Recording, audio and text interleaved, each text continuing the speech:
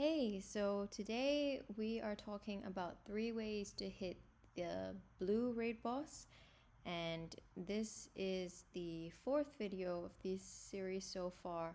Thank you so much to everyone who's been following and giving feedback. It's really nice, and it's also been fantastic to see the ideas that some of you have come up with. I think that's really inspiring and I've learned a lot. So thank you for that. And I know that there has actually been a comment around using rares. And I know that I haven't really focused on that so far in this series. Also, probably not going to focus too much on it on the videos, this one and the green one, which are coming up, just because that's just the way that I've planned out these videos in advance and they're not really in the plan. I would say that obviously it is more difficult to find rare substitutes for the epic and legendary heroes that I'm using. I do believe that there are somewhat necessary epic and epic at least, and in some cases legendary heroes that really make it much easier to get a good score in the raid bosses. And I fully acknowledge that I have been very lucky in the altar in getting a lot of the good heroes without actually spending huge amounts of money. And not everyone might be as fortunate as I am. So I do acknowledge that there is a bit of a gap there in that, sometimes you don't have access to these heroes. At the same time, I do believe that these are the key heroes. For example, Meira, I think she is a very good hero, and if you have her, you should be bringing her. There are, of course, rare substitutes, maybe someone like Altan, or can't think of the top of my head someone that lends defense down, but there are many.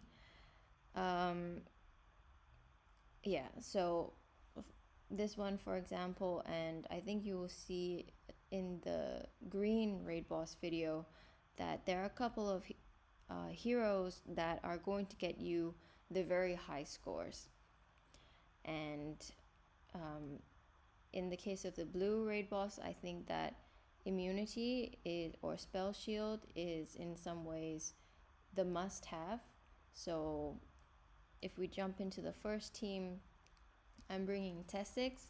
Later you're gonna see me use Nika. I will get into the 10 buff team, I guess, later when that comes up in the video. But in terms of the first team, so this is a good team to use when the raid boss isn't such a high level. So this is a 5-star level 6, and what that means is at this stage my Tesix is still strong enough to tank. When you see this team, Tesix is red, so he's automatically going to be targeted, and that's always risky because usually you want a neutral color to tank, and this is obviously a weak color.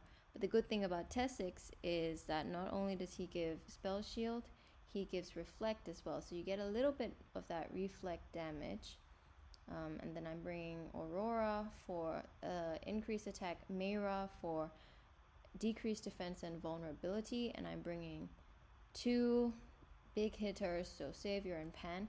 You're actually going to probably see Pan do more damage than Savior in this case, but I do like Savior for his increased attack leader ability, which I'm going to be using. In terms of the dragon, doesn't really need to be, you don't need to make this complicated. It does depend on the raid boss's speed and your own speed. So I'm bringing blue. It may help, it may not help. It's a bit of a toss-up in terms of how speed goes, but I'm seeing that Tesix is a weak healer, and Aurora does provide some protection in terms of protective shield. So I'm guessing that I don't really need too much in way of healing, and that's just kind of how it goes. It is a little bit trial and error. And in terms of the potions, I'm not bringing anything fancy, just the revive, mana, and a bit of health. So let's see how this goes.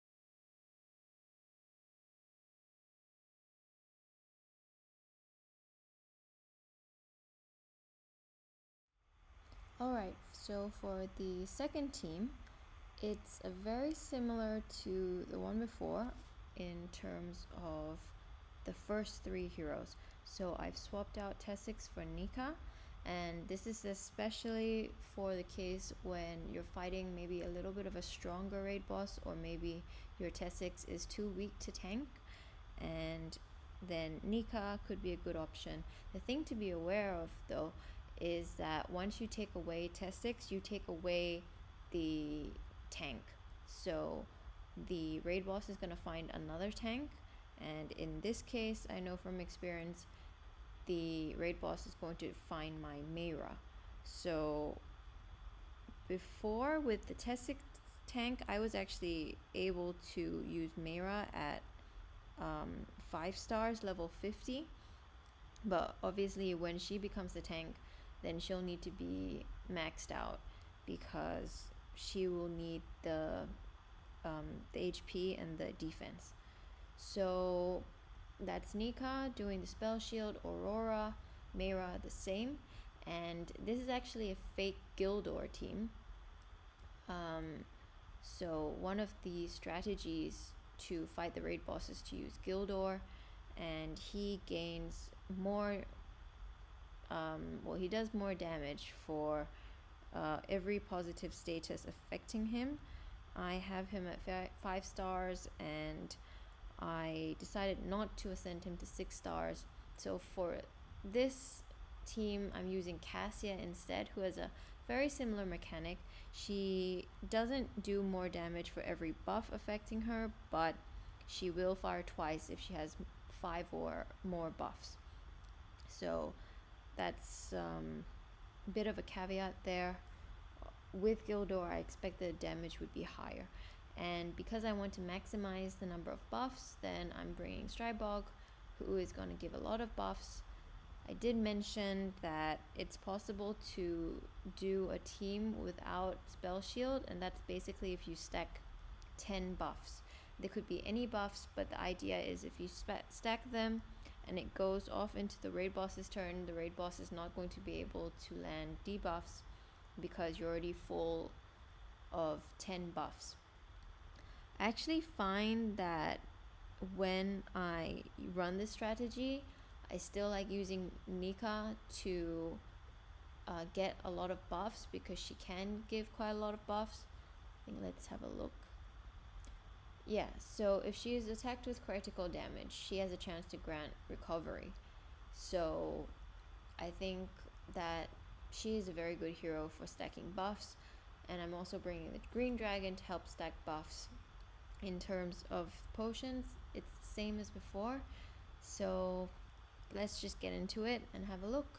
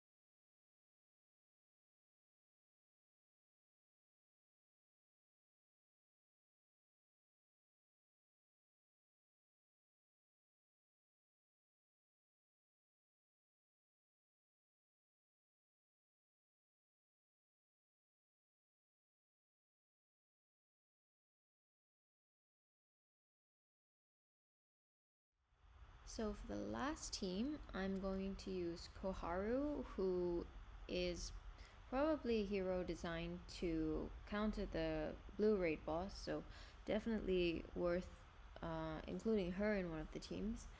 And there's many ways to use Koharu.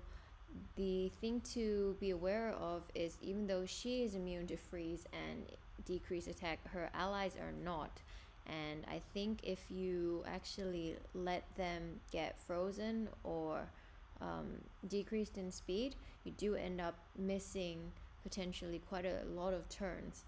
And I still think, therefore, it is useful to have some kind of strategy to prevent freeze, not for Koharu because she's immune, but for the entire team.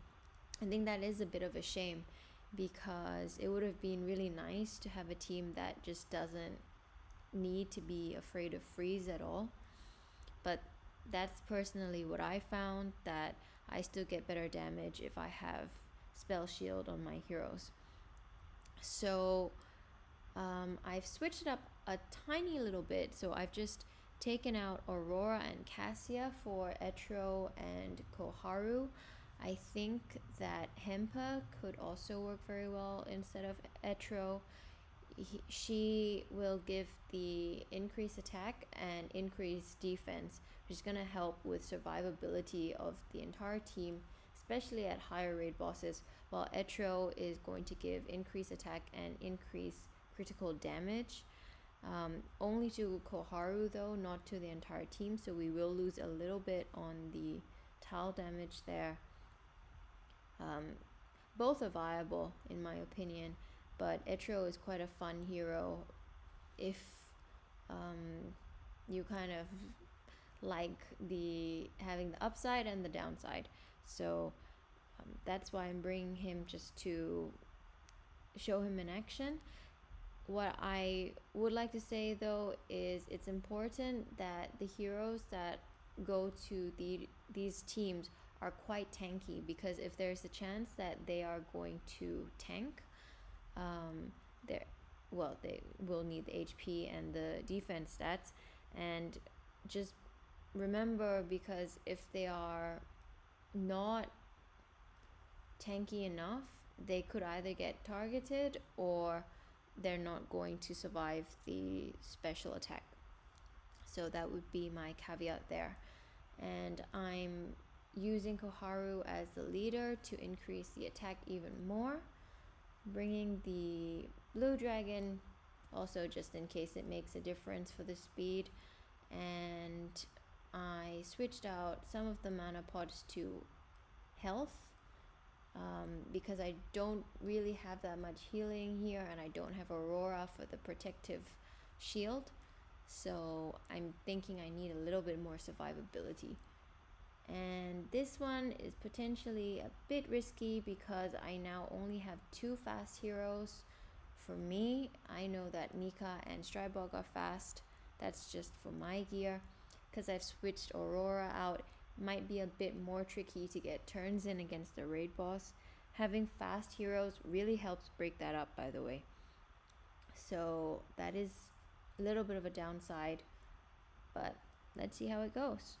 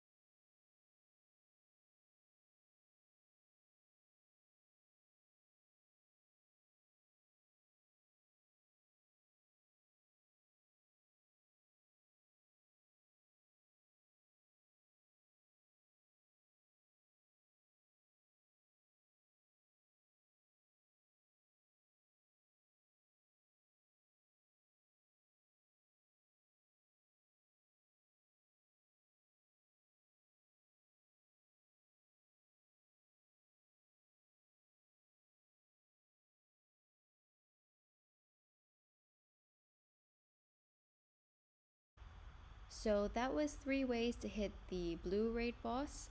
As always, if you have other ideas of how you might hit the raid boss, I'm really happy to hear about them. And if you like this video, then check out the rest of the videos in my 3 ways to raid bosses series. I have at the moment purple, yellow, red. This is the blue, and the green will be coming out very soon. That will be the end of this series. And if you like this kind of theme, there's also 3 ways to the dust rifts that you can check out in my playlists. Otherwise, thank you so much for watching, and I'll see you next time. Bye.